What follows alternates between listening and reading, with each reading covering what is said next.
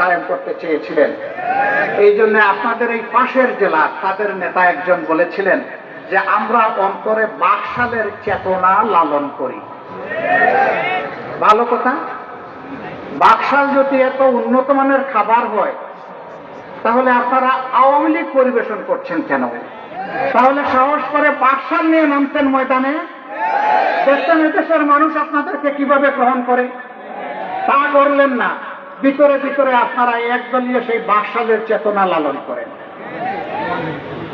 আমরা আল্লাহ তাআলার কাছে দোয়া করি ভবিষ্যতে অনুরূপ চেতনার কোন দুষ্ট দল এবং শক্তি যেন ক্ষমতায় না আসে।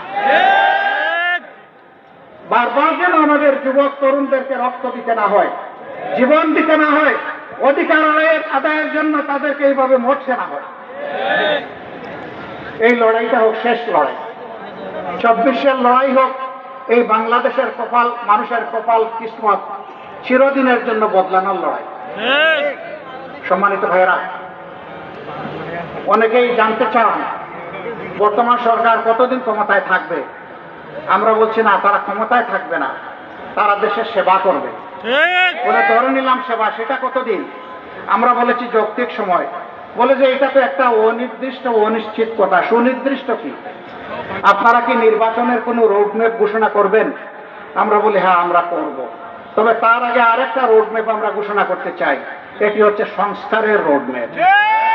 কি কি জিনিস তারা সংস্কার করবেন আর কি কতটুকু সময়ের ভিতরে তারা সংস্কার করবেন, এইটা দিয়ে আমরা চাই যে সরকার অংশীজনের সাথে, রাজনৈতিক দলগুলোর সাথে ডায়ালগে বসুক, বসে একটা জাতীয় ঐক্যের মাধ্যমে এই সংস্কারের রোডম্যাপ তৈরি হোক।